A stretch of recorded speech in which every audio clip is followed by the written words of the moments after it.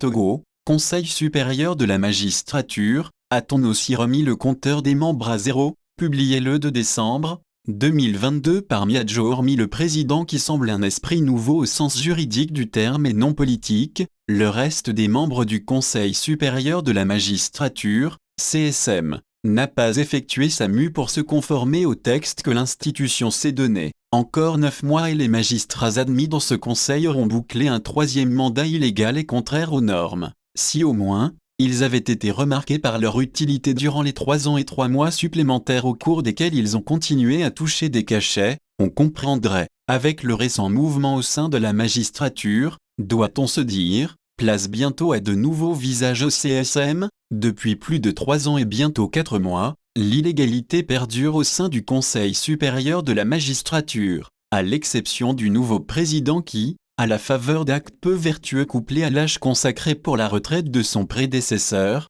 a pris la relève depuis le 8 décembre 2020. Moins de 2 ans plus tard, soit le 17 octobre 2022, le vaste mouvement tant attendu au sein de la magistrature a eu lieu, même s'il est évident que le décret d'affectation ne ravira pas le cœur de tous les magistrats, pour des raisons justifiées ou non. Et pourtant, rien ne laissait présager que le Togo allait laisser le CSM dans l'état où il est à ce jour. En janvier 2018, suite à une correspondance datée du 12 décembre 2017 du rapporteur spécial des Nations Unies sur l'indépendance des juges et des avocats, la mission permanente de la République togolaise auprès de l'Office des Nations Unies renseignait que le Conseil supérieur de la magistrature est composé de 9 membres, 3 magistrats de la Cour suprême, 4 magistrats des cours d'appel et des tribunaux, un député à l'Assemblée nationale et une personnalité choisie par le président de la République. Les magistrats sont élus par leur père et le député, par l'Assemblée nationale, tous pour un mandat de 4 ans renouvelable une seule fois,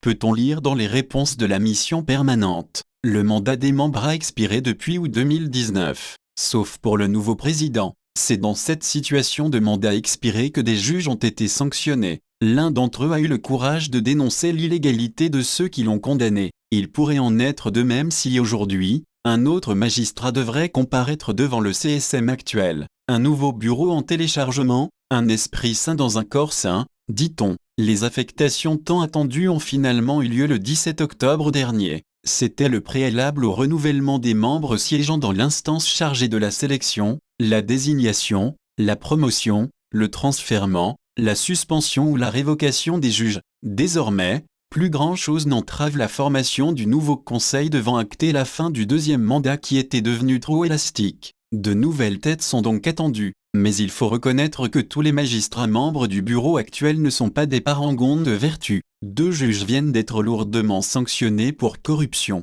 mais avant eux, une plainte incriminant des juges siégeant au sein de ce même CSM dort sur la table du ministre, de l'inspecteur général des services juridictionnels et pénitentiaires, et du président de la Haute Autorité de prévention et de lutte contre la corruption et les infractions assimilées, APLUSIA, dénonçait le journal qui poursuivait, dans une plainte déposée sur la table du président de la APLUSIA. Des noms de juges siégeant au CSM sont apparus comme étant mouillés dans une affaire foncière qui risque de voir déloger de leur maison une centaine d'acquéreurs de bonne foi au quartier à Goek-Lévé. Tous ceux qui ont participé au prononcé des sanctions, note de la rédaction, contre les 2 juges, sont au courant, sans exclusive. L'inspecteur général Alpha Dini, le ministre Puyak Betomé, Gamato Akakpovi lui-même, Kodjog Nambigarba, et Solissam Poyodi, tous savent ce qui se passe au quartier à Goek-Lévé contre des citoyens togolais, avions-nous écrit il y a 2 ans. Si vraiment les magistrats sont élus par leur père, il est alors clair que tout magistrat dont la probité et le haut degré de justice est connu de ses pairs peut déposer sa candidature, et donc l'accès au CSM ne doit pas être lié au poste occupé, encore moins à l'âge. Ne dit-on pas qu'aux âmes bien nées,